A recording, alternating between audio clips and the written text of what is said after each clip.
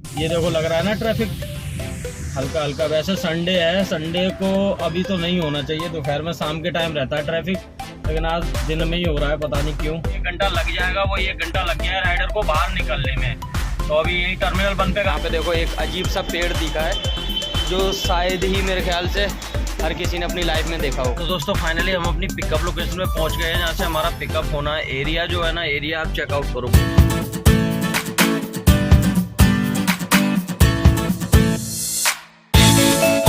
Hello good evening दोस्तों, स्वागत है आपका हमारे एक नए ब्लॉग में। तो दोस्तों अभी टाइम हो रहा है 1:57 और डेट हो गई है 19 मई।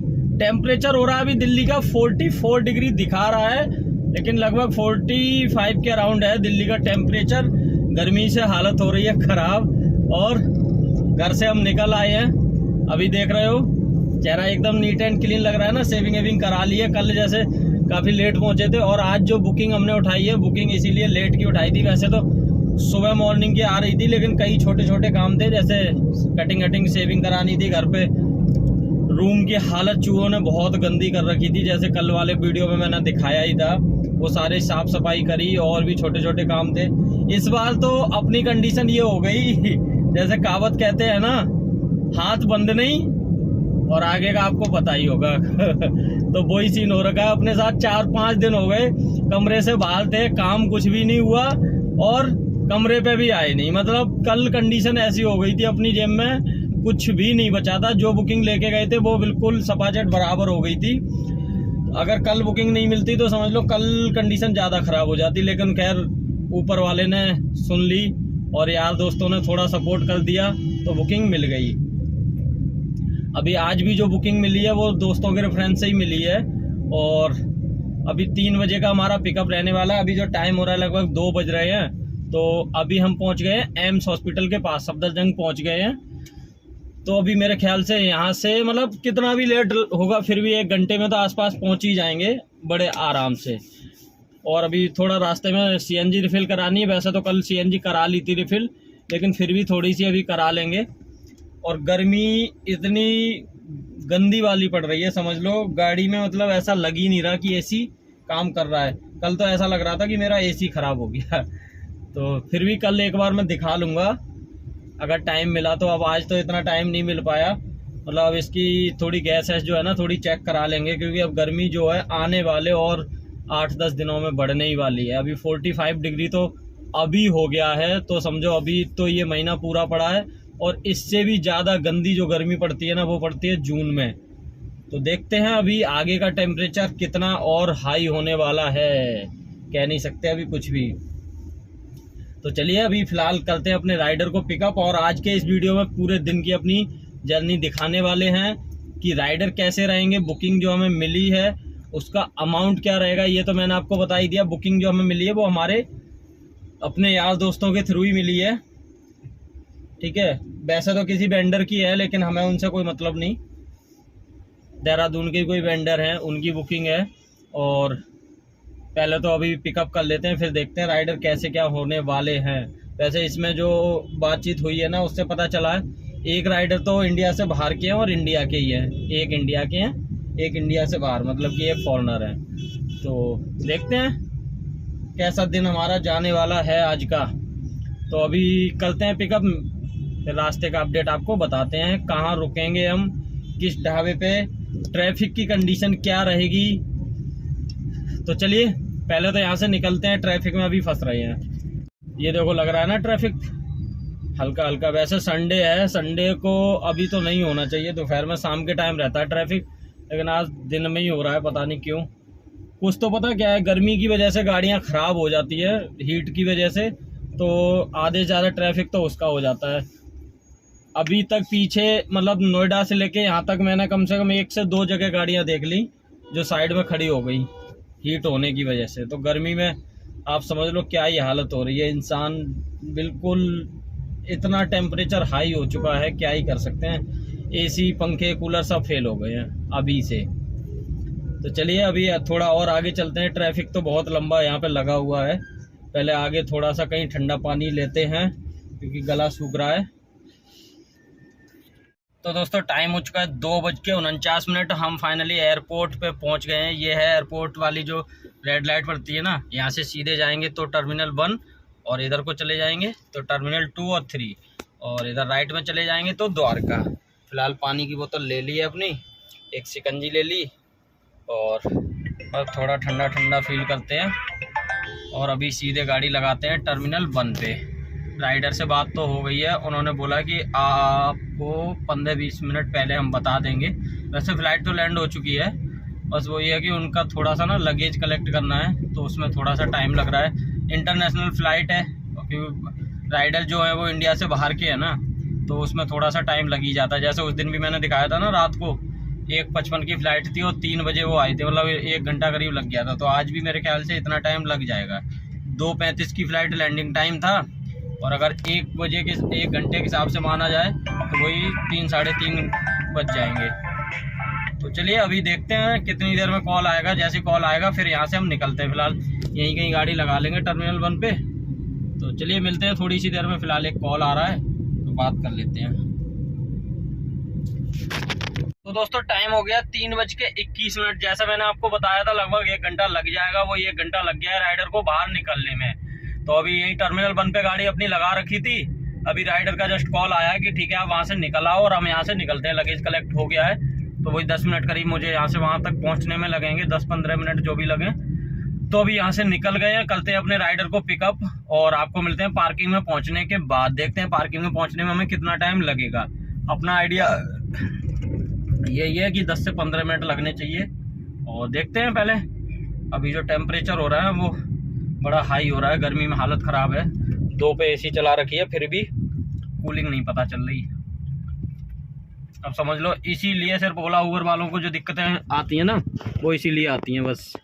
क्योंकि ओला उबर में ड्राइवर कहते हैं भैया एसी ठीक है, कस्टमर को लगता है एसी प्रॉपर काम नहीं कर रहा। क्योंकि ओला उबर में ज़्यादातर गाड़ियाँ जो अगर रेगुलर चलती रहे ना तो एक बार को गाड़ी ठंडी भी रहे। जैसे हमारी क्या है, अब कस्टमर को पिकअप करने के बाद नॉन स्टॉप गाड़ी जाएगी और हाईवे पे चलेगी।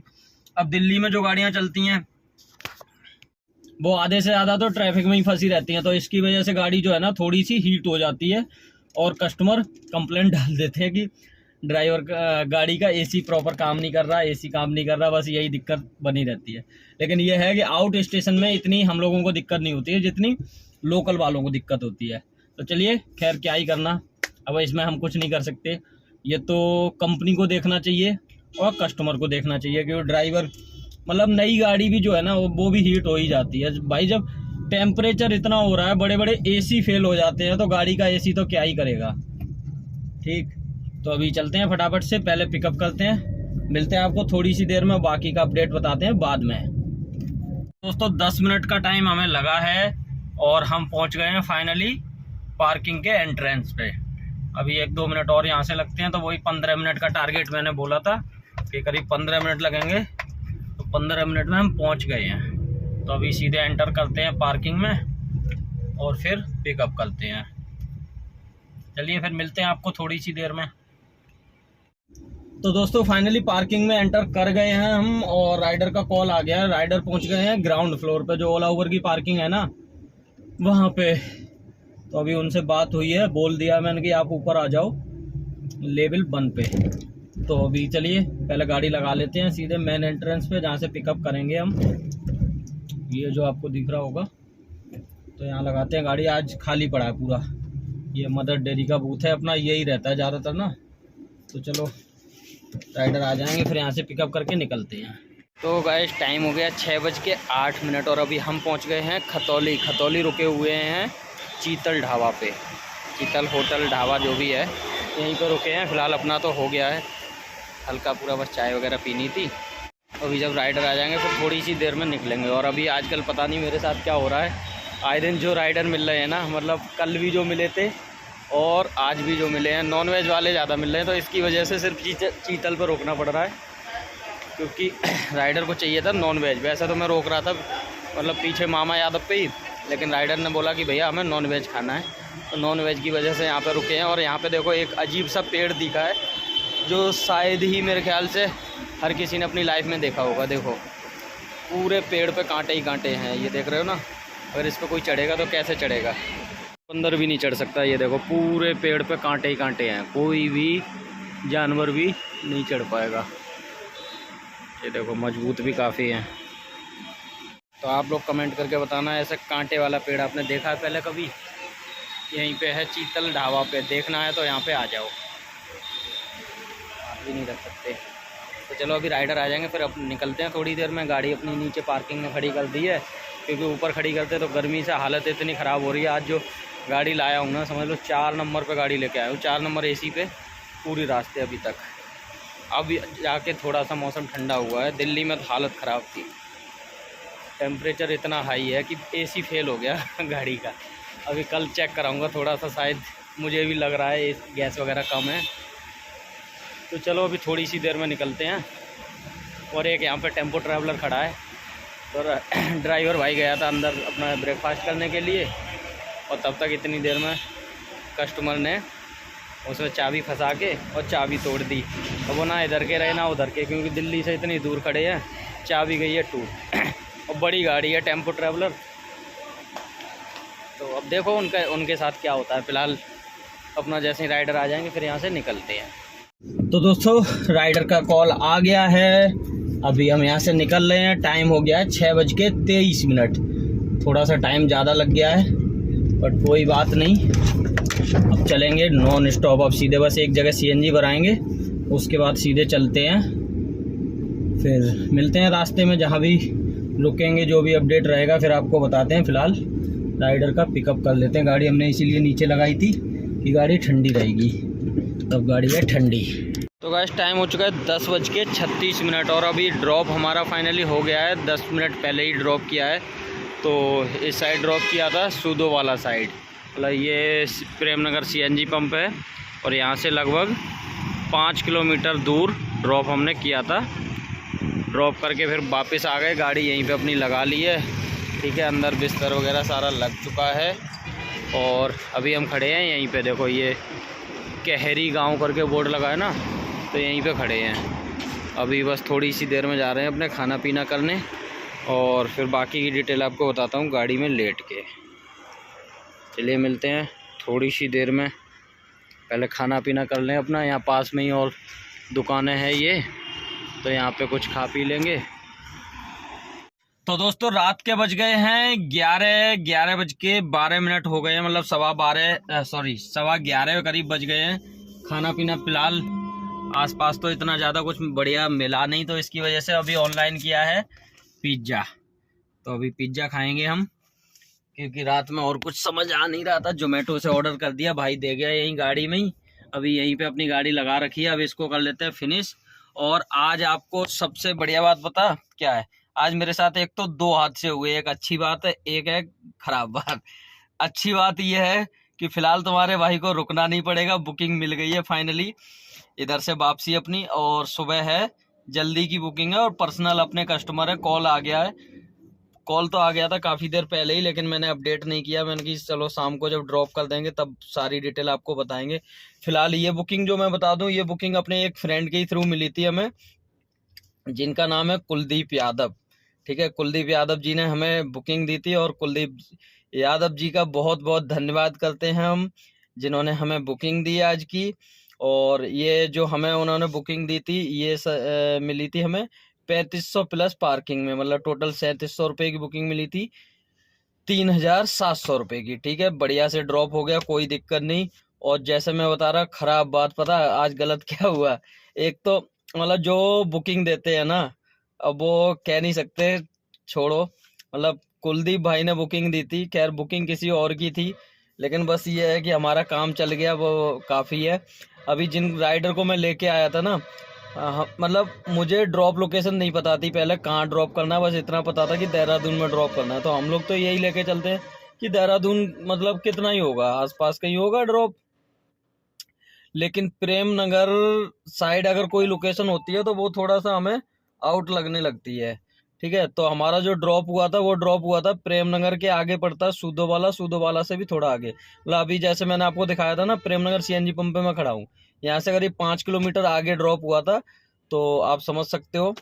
ठीक है, तो उधर ड्रॉप हुआ। और खैर ये भी छोड़ दो, सबसे बड़ी दिक्कत ये हुई कि जिनको मैं राइडर को लेके आया ना, ये राइडर थे बाहर से, मतलब फॉरेनर राइडर थे, और उनके पास लोकेशन आ रखी थी, मतलब एक फॉरेनर थे एक इंडियन थे, उनके पास लोकेशन आ रखी थी, और मैं उनको बार बार बोल रहा कि सर आप मुझे लोकेशन फॉरवर्ड कर दो, जिससे कि मैं ट्रैक करने में मुझे थोड़ी सी आसानी होगी। उन्होंने मुझे लोकेशन फॉरवर्ड नहीं की।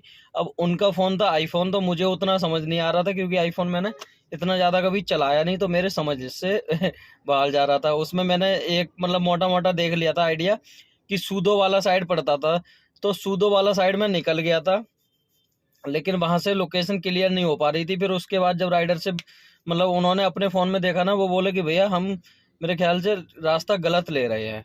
तो उसके बाद में फिर उन्होंने जो जिनके यहाँ वो जा रहे थे ना, तो उनसे मेरी बात कराई, तब जाके रास्ता समझ आया कि भैया आप पहले ऐसे ऐसे वहाँ प्रेमनगर आओ, मतलब बल्लूपुर चौक आओ, प्रेमनगर आओ, फिर वहाँ से ऐसे ऐसे ये पड़ेगा, तब समझ में आया। और उसके बाद फिर उन्होंने लोकेशन फॉरवर्ड करी। अगर वो लोकेशन पहले ही मुझे दे देते तो इतना हमें फालतू तो नहीं चलना पड़ता ना। करीब 5-7 किलोमीटर एक्स्ट्रा चल गया और उनका टाइम ख़राब हुआ, हमारी मेहनत और गाड़ी का फ्यूल गया। पर चलो कोई बात नहीं, फ़िलहाल सही से हो गया, और बुकिंग भी हमें वापस की मिल गई है। खाना पीना कर लेते हैं फिनिश, और इसके बाद जस्ट सो लेते हैं, अपना 4-5 घंटे सो लेंगे, क्योंकि बुकिंग जो है हमारी सुबह 5 बजे की है मॉर्निंग की। तो फिर यहाँ से निकलेंगे। बहुत बढ़िया बात हुई कि बुकिंग वापस की मिल गई है, ज़्यादा वेट नहीं करना पड़ा। तो चलिए फ़िलहाल आपको सुबह मिलते हैं, अभी सोने जा रहे हैं, और खा पी के बाद में अपडेट करते हैं आपको कल वाली बुकिंग जो है वो ड्रॉप कहाँ रहेगा और बुकिंग कितने की है। तो अभी के लिए good night, see you, tata bye. Good morning दोस्तों, आज है हमारा देहरादून में दूसरा दिन, और अभी टाइम हो रहा है 4:44। और जैसे मैंने आपको बताया था कि रात को जो हमारी बुकिंग थी, तो सुबह 5 बजे का हमारा पिकअप होने वाला था। अभी जस्ट मैं सो के उठ गया हूँ। अभी यहाँ से मुझे करीब 20 से 25 मिनट दिखा रहा है दूर। तो अभी यहाँ से निकलते हैं और करते हैं फटाफट से अपने राइडर को पिकअप। और जो लोकेशन है ना, वो एक गाँव में है। वैसे तो पहले भी मैं जा चुका हूँ वहाँ पर 1-2 बार। तो चलिए अभी चलते हैं, यहाँ से अपनी गाड़ी निकालते हैं। और अभी देखो रात में जैसे जिस सीएनजी पंप पे खड़े थे ना, वहीं पे हम खड़े हुए हैं। तो अभी यहाँ से निकलते हैं फटाफट से और करते हैं पिकअप। बाकी की अपडेट बताते हैं आपको थोड़ी सी देर में। अभी इधर हो रहा है अंधेरा थोड़ा थोड़ा सा ना, तो चलिए पहले पिकअप कर लेते हैं, फिर अपडेट करते हैं आपको सारा कुछ। रास्ते का मच्छर आ गए 1-2 गाड़ी में। तो दोस्तों फाइनली हम अपनी पिकअप लोकेशन में पहुंच गए हैं, जहाँ से हमारा पिकअप होना है। एरिया जो है ना, एरिया आप चेकआउट करो, बहुत ही बेहतरीन है।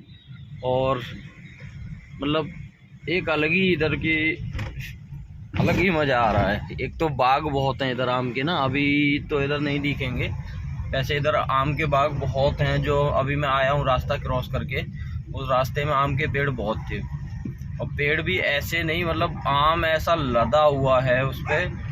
अभी देखो अगर कोई दिखता है तो मैं आपको दिखाता हूँ, और चेक करो इधर। मेरे ख्याल से पॉल्यूशन तो बिल्कुल ज़ीरो होगा, क्योंकि सिटी से बिल्कुल आउट में है ये देखो, है पूरा जंगली जंगल। तो इस गांव का नाम तो मुझे भी नहीं पता, लेकिन ये सहसपुर के आसपास कहीं पड़ता है। ये सहसपुर या छारबा ऐसा कुछ है। ये देखो पूरा जंगल ही जंगल है ना। तो अभी लोकेशन हमारी यहीं से दिखा रहा है, ये जो घर है इन्हीं में से कोई एक घर है। तो देखते हैं अभी लोकेशन के एग्जैक्ट पॉइंट पे पहुंचने के बाद, और फिर राइडर को कॉल करेंगे। फ़िलहाल आप लोकेशन चेकआउट करो दोस्तों, मज़ा आ रहा है ना, अलग ही मज़ा है।